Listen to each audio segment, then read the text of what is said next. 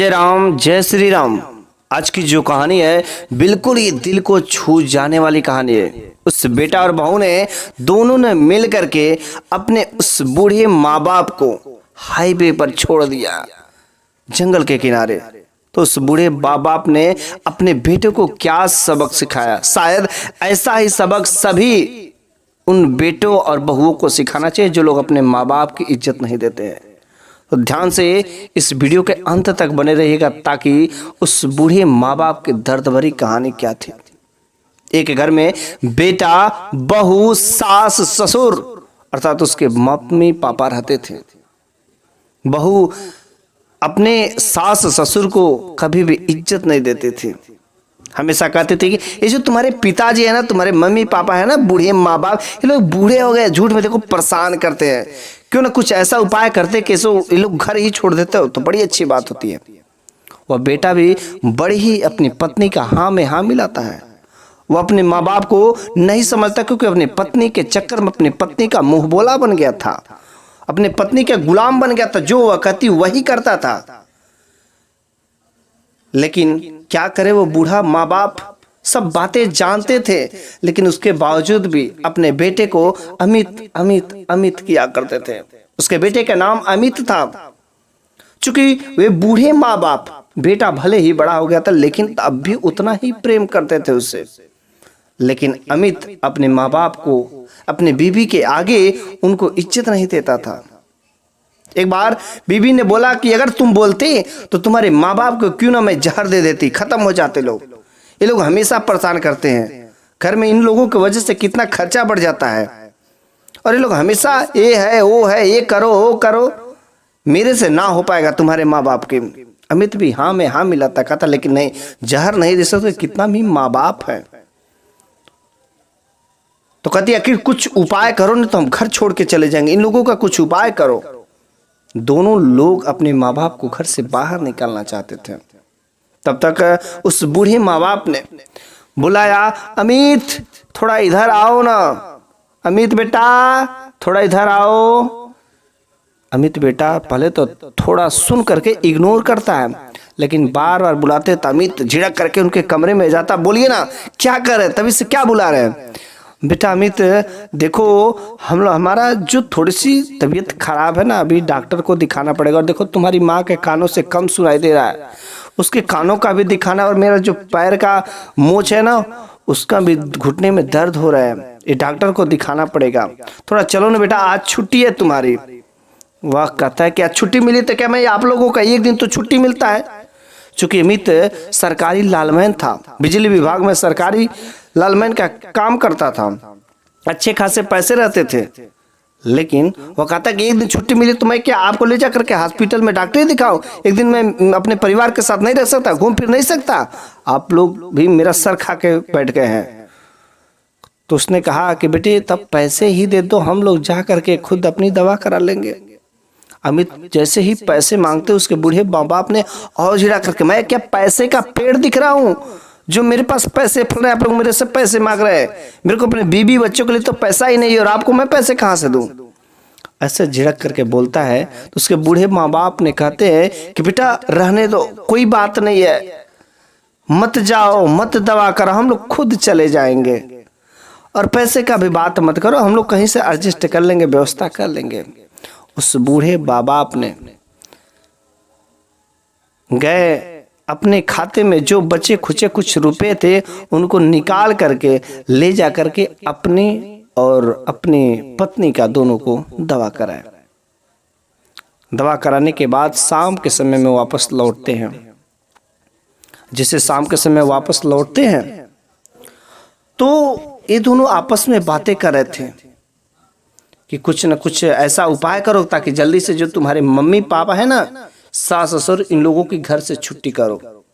चूंकि अमित जो सरकारी लालमैन था, बिजली विभाग में लाइन का काम करता था, ये इस घर का उस घर का जोड़ता, और जिसके घर अच्छा खासा प्रॉपर्टी वाला देखता, जिसके घर एसी है, अच्छा खासा धनी आदमी है, तो उसके घर वह रिश्वत लेने का भरपूर कोशिश करता था। क्योंकि पूरा अपने मोहल्ला में फेमस था कि सबसे ज्यादा रिश्वतखोर इंसान यही है। उसकी बीवी भी उसका खूब साथ देते थे और दोनों लोग रिश्वत के पैसे से खूब मजे करते थे, लेकिन अपने माँ बाप के लिए नहीं। वे लोग हमेशा रिश्वत के पैसे, और उसने तो उसकी पत्नी अगल बगल के घर में जाकर के पता करके खबर लाती थी, किसके घर ऐसा है, इसके घर वैसा है, इसके घर एसी है, उसके घर ऐसा है, चीज़ें सब चीज़ें बताकर उसको बताते। और अगला दिन अमित जो उसके घर से रिश्वत का डिमांड करता था, कुछ ना कुछ चेकिंग फेकिंग कर करके उसके घर कुछ ना कुछ रिश्वत का डिमांड करता, और उस रिश्वत के पैसे से लोग जो ऐश करते थे, लेकिन अपने माँ बाप के ऊपर 1 रुपया नहीं वे अमित खर्च करता था।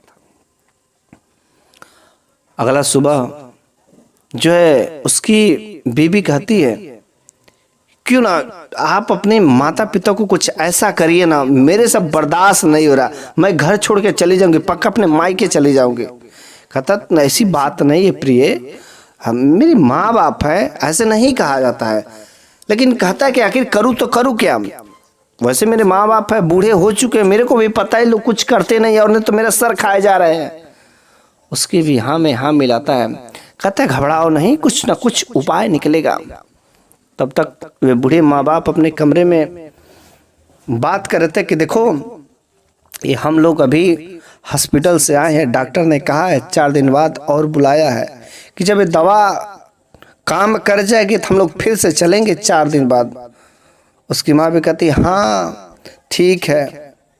दोनों लोग आपस में ऐसे बातें चीतें करते रहते, चूँकि अमित इसमें ये बूढ़ी माँ बाप क्या बात कर रहे थे घर के दरवाजे पर से सुनता है, तो उसके मन में कुछ खुरपाती आइडिया आ जाता है और आकर के अपने पत्नी को पकड़ करके खूब चारों ओर गोल गोल गोल गोल गोल गोल घूमने लगता है।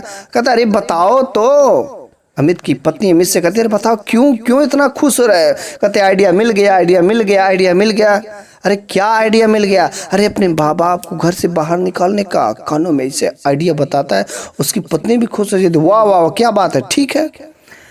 अब जो है अपनी पत्नी के कानों में आइडिया फूंक देता है। शाम का समय होता है, दोनों लोग जो एक ड्रामा करते हैं मम्मी पापा से प्रेम करने का। शाम का समय होता है, शाम के समय जाते ही उसकी अमित की पत्नी रहती है, गिलास में दूध ले जा करके उस बूढ़े माँ बाप को ले जा करके देती है और प्यार से कहती मम्मी पापा आप लोग उठिए और दूध पी लीजिए।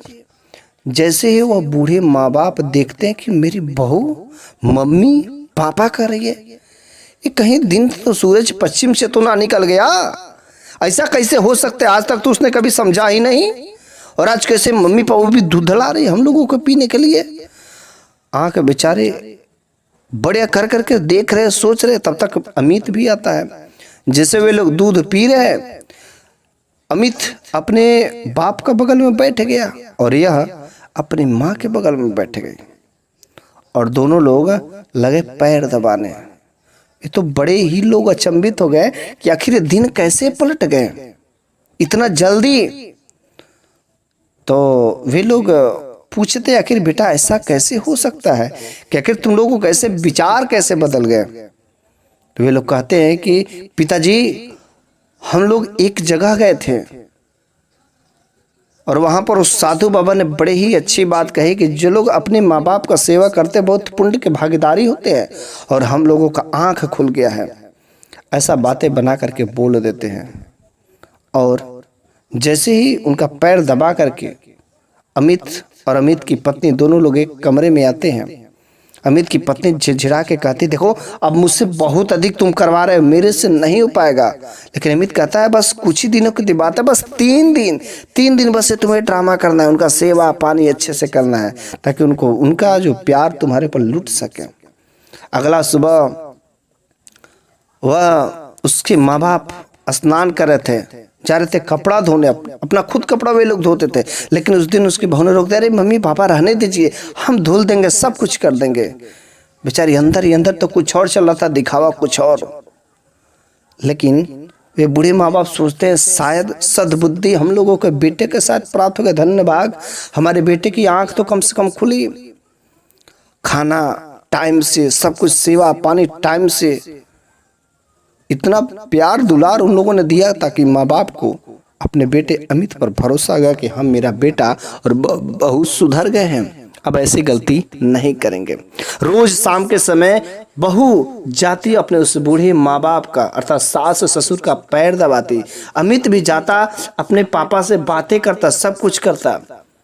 अमित अपने पापा से कहता है कि पिताजी कब आपको जाना है, कब आप लोगों को दवा कराने जाए, इस बार दवा कराने मैं ले चलूंगा और जितना भी पैसे लगेंगे सारा का सारा पैसा मैं दूंगा, मैं आप लोगों को कुछ नहीं करने दूंगा। लेकिन हाँ, इस बार हम लोग बहुत खुश है, आपको उसके साथ साथ एक जगह एक पार्क में मैं घुमाने ले चलूंगा, ताकि हम लोग जितना सारी गलती की है उसका पछतावा भी करेंगे और आप लोगों का जीवन खुशियों से भरेंगे।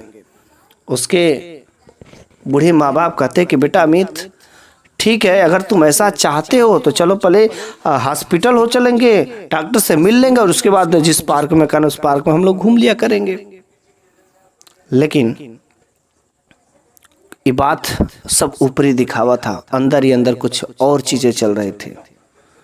अगला दिन मम्मी पापा और ये अमित और अमित की पत्नी चारों लोगों ने गाड़ी में बैठ करके डॉक्टर के यहाँ दिखाने चले। तो अमित ने पूछा कि पहले बताइए पापा, ये डॉक्टर यहाँ पहले चले कि पहले पार्क में ही चले? पिताजी ने कहा कि पहले डॉक्टर से मिल लेते हैं, तब जाके बाकी जो समय बचता है पार्क में हम लोग समय बिता लेंगे।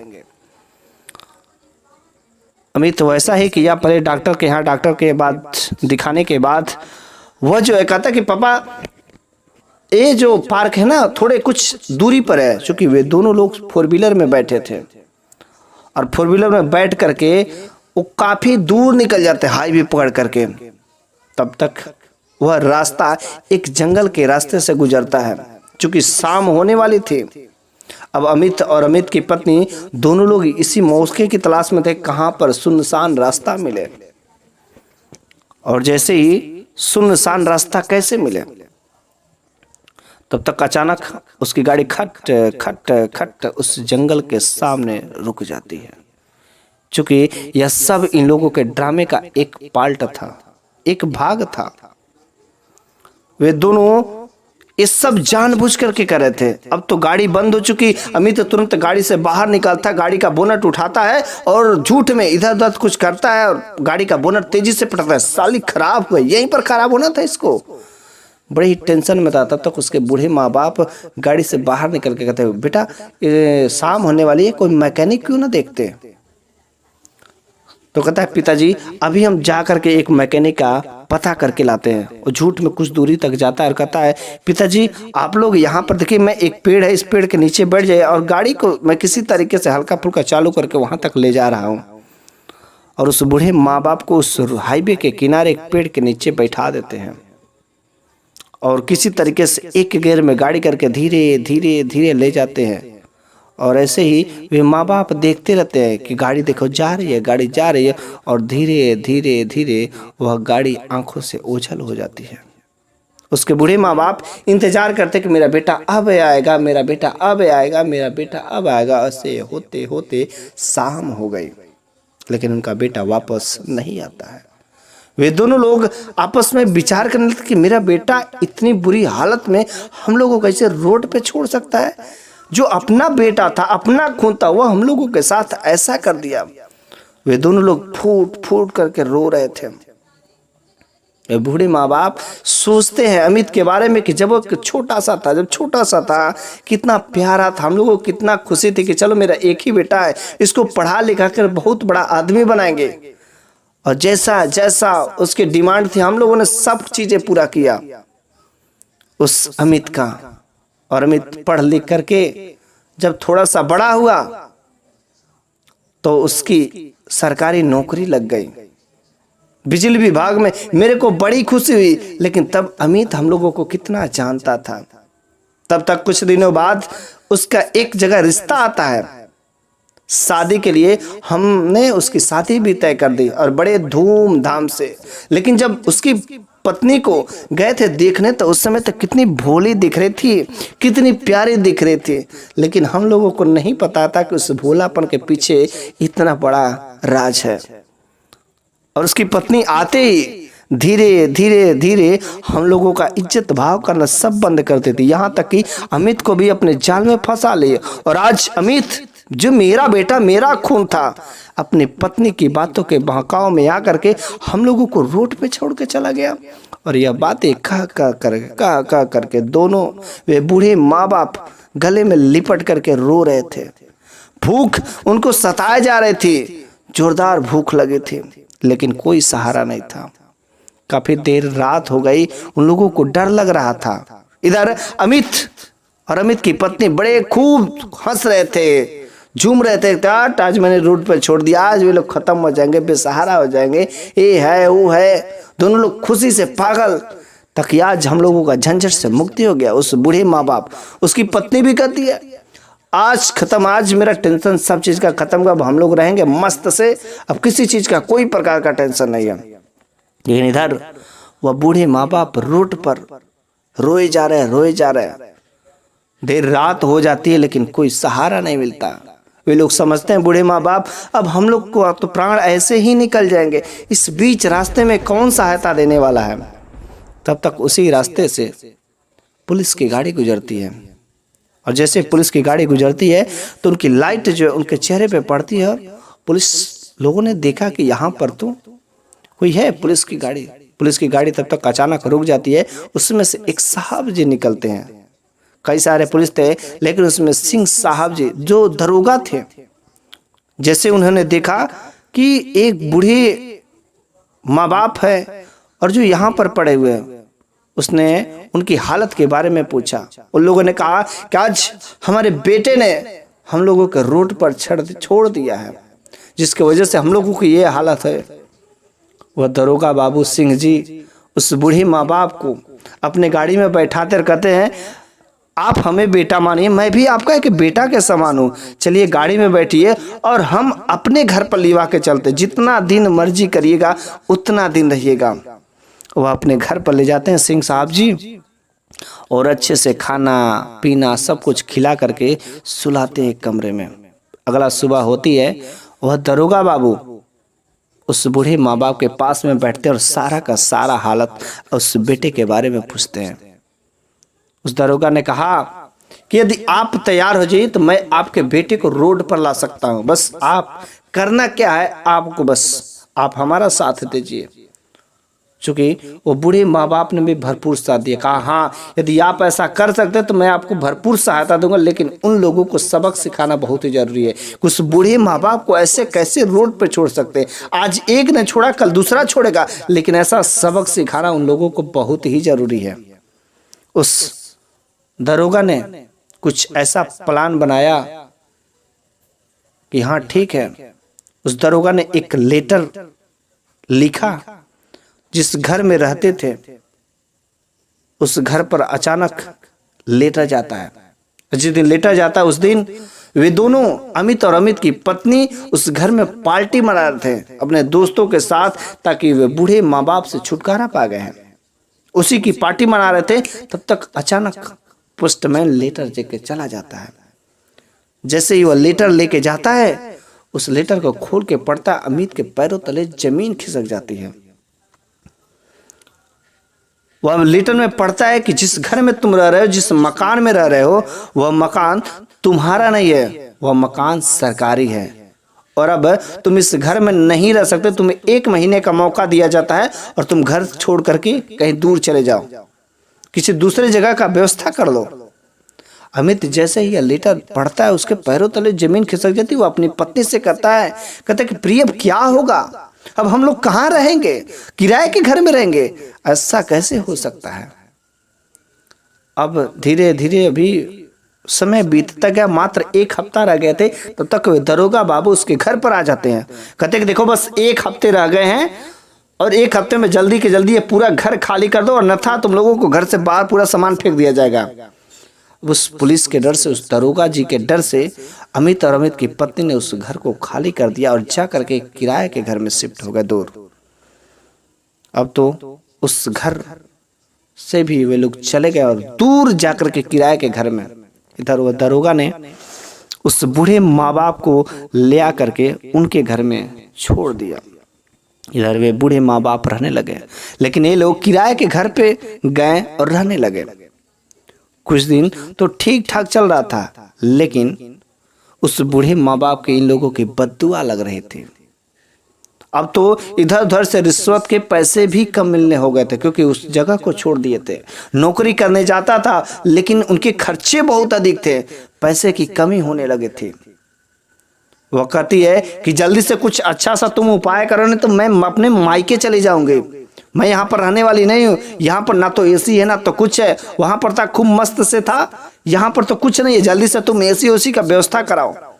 अमित कहता करे यहाँ पर तो रिश्वत के पैसे का जुगाड़ भी नहीं बन पा रहा है। इतने दूर जो चले आए, वहां पर अपनी कॉलोनी में था, हर जगह से कहीं ना कहीं व्यवस्था, यहाँ पर तुम कहीं से बात भी नहीं कर पा रही हो।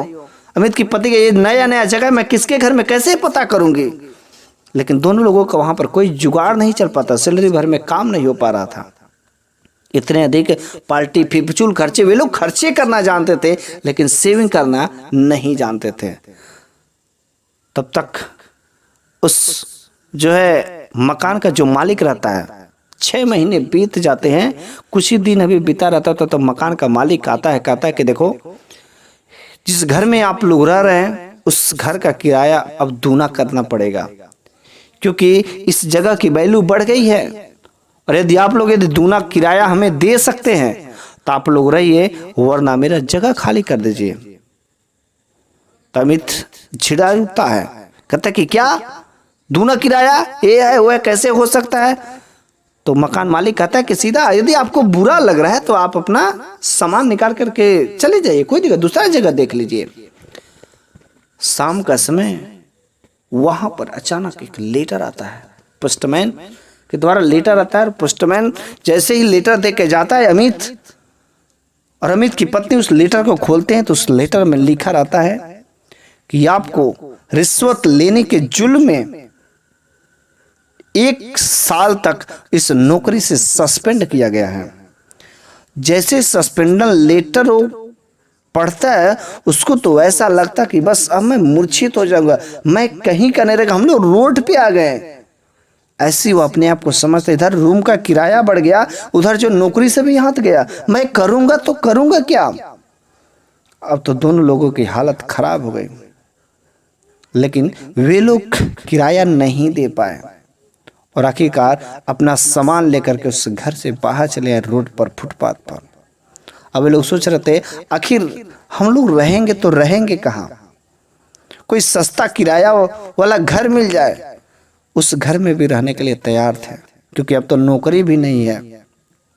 यह सब हाल दूर बैठे एक चाय की दुकान पर से वो साहब जी देख रहे थे कि वे लोग आज फुटपाथ, चूंकि सारा का सारा हर जगह गेम उन्हीं का था।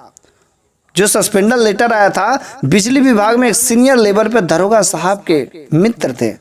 उन्होंने उस मित्र से ऐसा ऐसा पूरा उस बूढ़े माँ बाप के अमित के कारनामों का कहानी सुना कि अमित जो है अपने उस बूढ़े माँ बाप का साथ में ऐसा किया है, इस वजह से इसको सबक सिखाना जरूरी है। तो उसके सीनियर जो भी ऑफिसर थे उन्होंने अमित को सस्पेंडर लेटर भेजा था ताकि वह कुछ सबक सीख सके। उधर जो मकान मालिक था, उस मकान मालिक को उत्तेजित इसीलिए किया था ताकि तुम अपना किराया बढ़ा दो, ताकि वे लोग रोड पे आ जाए। नौकरी भी गई, छोकरी भी जाएगी, अब तो घर भी गया, लेकिन दोनों लोग अब रोड पे आ गए रहते हैं। तब तक दरोगा जी उसके पास में आकर के कहते हैं कि क्यों आप लोग आखिर रोड पे क्यों हैं यहाँ पर अपना सारा सामान लेकर के। अमित कहता है कि देखिए एक मकान मालिक है, किराया भी बढ़ाने को कह दिया, इधर नौकरी का सस्पेंशन लेटर आ गया, मेरे को समझ नहीं आ रहा कि मेरे साथ हो क्या रहा है, कुछ नहीं समझ आ रहा है। उधर जो है बूढ़े माँ बाप अपने घर में बड़े आराम से रह रहे हैं, कोई दिक्कत नहीं उन्हें। और दरोगा बाबू कहते हैं कि देखो क्या तुम लोग कोई गलती तो नहीं किए हो ना जिसको खमजियाना तुम लोगों को भुगत रहा है। अमित कहता है कि नहीं हम लोग कोई गलती नहीं किए हैं। अमित की पत्नी भी कहती है कि हम लोग कोई मिस्टेक नहीं किए हैं। दरोगा बाबू फिर से कहते ध्यान से सोच लो, कोई तुम सब बहुत बड़ी गलती तो नहीं की हो ना। कहता नहीं मैं कोई गलती नहीं किया हूँ। वे लोग अपनी गलती पुलिस के सामने कैसे खोलेंगे, नहीं ना, नहीं खोज सकते। लेकिन दरोगा बाबू कहते हैं तुम अपना सामान यहीं पर रहने दो, हम तुम लोगों का सामान बाद में मंगवा देंगे, पहले तुम सब गाड़ी में बैठो। और गाड़ी में बैठ करके वह दरोगा बाबू उसी घर पर ले जाते हैं जिस घर में वे पहले रहते थे। वहाँ पर ले जाते हैं और उस घर में दरोगा बाबू उन दोनों लोगों को ले जाते हैं। वहाँ पर अमित अपने उस बूढ़े माँ बाप को देखता है तो अचंभित रह जाता है। जैसे ही देखता है अचंभित रह जाता है कि मेरे बूढ़े माँ बाप इस घर में हैं, और तुरंत उनके चरणों में गिर करके दोनों अमित और अमित की पत्नी रोने लगते हैं।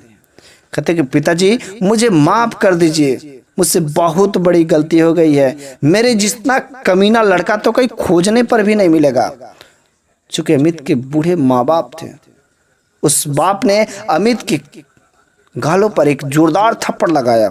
जैसे एक जोरदार थप्पड़ लगाया, अमित ने दूसरा गाल भी एक साइड में कर दिया। पिताजी और मारिए और मारिए, एक जो आपका लड़का है ना बहुत ही बिगड़ गया है, बिल्कुल आपकी इज्जत नहीं करना चाहता, पिताजी और मारिए। अमित जो तुरंत उस दरोगा का लाठी उठा ले करके कहता है पिताजी ये हाथ से नहीं चला, आपका हाथ दर्द लगेगा करने, इस लाठी से ना हम लोगों को खूब मारिए, खूब धोइए। अमित के पिता ने दरोगा के लाठी से 3-4 लाठी मारा, अपना गुस्सा उन पर उतार लिया। अमित कहा पिताजी और मारिए, इतना से नहीं, मैं उस लायक हूँ, पिताजी और मारिए, इन हड्डियों को तोड़ डालिए, मैंने जो आपके साथ इतना बड़ा गलत किया। वह अमित और अमित की पत्नी उस दरोगा के सामने अपनी गलती को कबूल करते हैं। कहते हैं कि मैं बहुत बड़ा कमीना था, मेरे जैसा बेटा होना ही नहीं चाहिए। मैं अपने पत्नी के कहने पर अपने बूढ़े माँ बाप को घर से बाहर रोड पर छोड़ दिया। और उसकी पत्नी भी आंख खुल जाती है। वह कहती कि मैंने अपने सास ससुर के साथ बहुत बड़ा नाइंसाफी किया, अपने सास ससुर को इज्जत नहीं किया, और हम लोगों के साथ आज ऐसा हुआ, उनके बूढ़े माँ बाप की बद्दुआ लगी और आज हम लोग रोड पे आ गए। हमें ऐसा नहीं करना चाहिए था। यदि हम लोग बूढ़े माँ बाप को कभी भी दिल दुखाएंगे तो ऐसा ही होगा। वह अमित कहता है कि देखिए पिताजी आप हमें कभी भी माफ मत करिएगा, मैं ऐसा लड़का हूँ, मैं ऐसा बेटा हूँ, मेरे को मैं माफ करने लायक ही हूँ नहीं। ये सब बातें कह करके अमित और अमित की पत्नी घर से बाहर निकल रहे थे। तब तक जो है वह बूढ़े माँ बाप अमित को बुलाते, बेटा अमित इधर आओ। और जैसे ही बेटा अमित प्यार से कहते हैं, अमित घूम करके आता है। जैसे ही आता है वह बूढ़े माँ बाप अपने बेटा को गले से लगा लेते हैं। कहते कि बेटा अगर तुम्हारी आंख खुल गई हो तो अभी भी तुम इस घर में रह सकते। अरे उस बूढ़े माँ बाप को चाहिए तो चाहिए क्या, बस अपने उस बेटा और बहू का थोड़ा सा प्रेम ही तो चाहिए, दूसरा और क्या चाहिए। मेरे को धन दौलत से कोई मतलब नहीं है, मैं ये घर लेकर क्या करूँगा, मर के चला जाऊँगा, लेकिन बस बेटा मेरे को तुम्हारा थोड़ा सा प्रेम ही तो चाहिए। तुम आकर इस घर में रह सकते हो, लेकिन बस थोड़ा सा मेरे को प्रेम देना। और बूढ़े माँ बाप की बातों को सुनकर के अमित और अमित की पत्नी उनके चरणों में गिर जाती है। कहती कि पिताजी मुझसे जो इतनी बड़ी भूल हुई है, मेरे को बस उस भूल को प्रायश्चित करने का मौका दीजिए, मैं आपको हर प्रकार से सेवा करूंगा, अब कोई दिखावटी काम नहीं करूंगा। दोनों लोग प्रॉमिस करते उस दरोगा के सामने और अपना सामान लेकर के फिर से अपने घर में चले आते हैं। उस बूढ़े माँ बाप भी अपने बेटे को माफ कर देते हैं। कहते हैं कि बेटा हम तुम लोगों को माफ़ कर दे, क्योंकि जो माफ़ करते हैं वे भगवान के बराबर में होते हैं। मैं तुम लोगों को माफ़ कर दिया। अरे शाम तक भूले हुए वापस ही तो घर आए हो। अपने भूले पर, अपने गलती पर अगर तुम्हें पश्चाताप हो रहा है तो बस अपने घर पर वापसी हो गए तो बड़ी अच्छी बात है बेटा। अब तुम अगर ऐसी गलती नहीं करोगे तो कोई अफसोस की बात नहीं है। दोनों लोग सुधर जाते हैं। अब तो वह आदर्श बेटा और वह आदर्श बहू बन जाती है और फिर से उस घर में खुशियां फिर से आ जाती है। अब उस घर में प्रेम का बौछार होने लगता है। चूंकि उसके कोई अभी संतान की प्राप्ति नहीं होती, उस सास ससुर उस बूढ़े माँ बाप के आशीर्वाद से कुछ ही दिनों में एक सुंदर सा बच्चा की किलकारी उस घर के आंगन में खिलती है और वह घर खुशियों से खिल जाता है। नाती पोते सब बाल बच्चे किलकारी से खुल जाता है और इस तरीके से उस बूढ़े माँ बाप ने अपने उस बेटे को सबक सिलाया था। यदि ये कहानी आप लोगों को अच्छी लगी तो प्लीज़ इस वीडियो को लाइक जरूर कर दीजिएगा और कमेंट में जय जय राम जय श्री राम जरूर लिखिएगा।